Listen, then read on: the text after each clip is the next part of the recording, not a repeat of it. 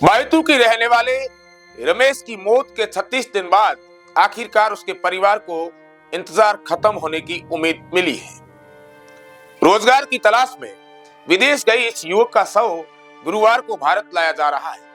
बीते 1 महीने से ज्यादा समय से परिवार इस पल का इंतजार कर रहा था, लेकिन कानूनी और प्रशासनिक अड़चनों ने इस दर्दनाक सफर को और भी लंबा और तकलीफदेह बना दिया। कई बार ऐसा लगा कि परिवार की उम्मीदें टूट जाएगी, लेकिन राजस्थान हाईकोर्ट की सख्त दखल के बाद आखिरकार शव वापसी की प्रक्रिया पूरी हो चुकी है। रमेश अक्टूबर महीने में बेहतर रोजगार की आस को लेकर अपने घर से निकला था। गांव के कुछ एजेंटों की मदद से वह पहले कतर पहुंचा, जहां से एक प्लेसमेंट एजेंसी के जरिए उसे सऊदी अरब के दोहा में ऊंटों की देखभाल का काम दिलाया गया। शुरुआत में परिवार को उम्मीद थी कि रमेश सुरक्षित रहेगा और कुछ समय बाद लौट आएगा, लेकिन वहां हालात उसके लिए बिल्कुल अनुकूल नहीं थी। फोन पर बात करते समय रमेश ने अपने परिजनों को बताया था कि कंपनी मालिक और कुछ साथियों की ओर से उसके साथ मारपीट की जा रही है। वह मानसिक रूप से बेहद परेशान था और जल्द से जल्द भारत लौटने की बात करता था।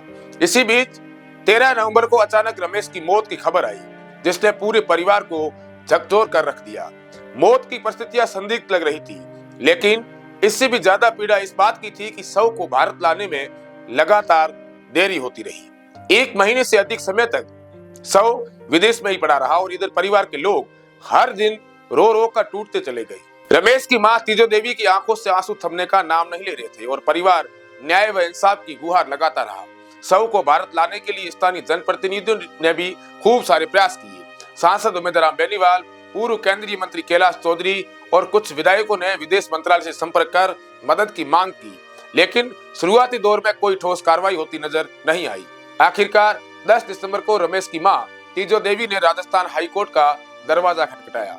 हाईकोर्ट ने मामले को गंभीर मानते हुए केंद्र सरकार और सऊदी अरब से संबंधित पक्षों को नोटिस जारी किए और शव की वापसी की प्रक्रिया में तेजी लाने के सख्त निर्देश दिए। अदालत की इस दखल के बाद प्रशासन हरकत में आया और लंबे इंतजार के बाद शव वापसी का रास्ता साफ हुआ। गुरुवार दोपहर रमेश का शव जयपुर एयरपोर्ट पहुंचेगा, जहां से उसे परिजनों को सौंपा जाएगा। इसके बाद एम्बुलेंस के जरिए शव को उसके पैतृक गांव ले जाया जाएगा।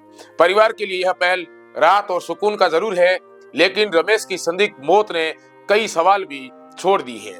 इस घटना ने एक बार फिर विदेशों में काम करने वाले भारतीय मजदूरों की सुरक्षा और उनके अधिकारों को लेकर गंभीर चिंताएं जो है वो खड़ी कर दी है। अब गुरुवार को रमेश का शव उसके पैतृक गांव पहुंचेगा।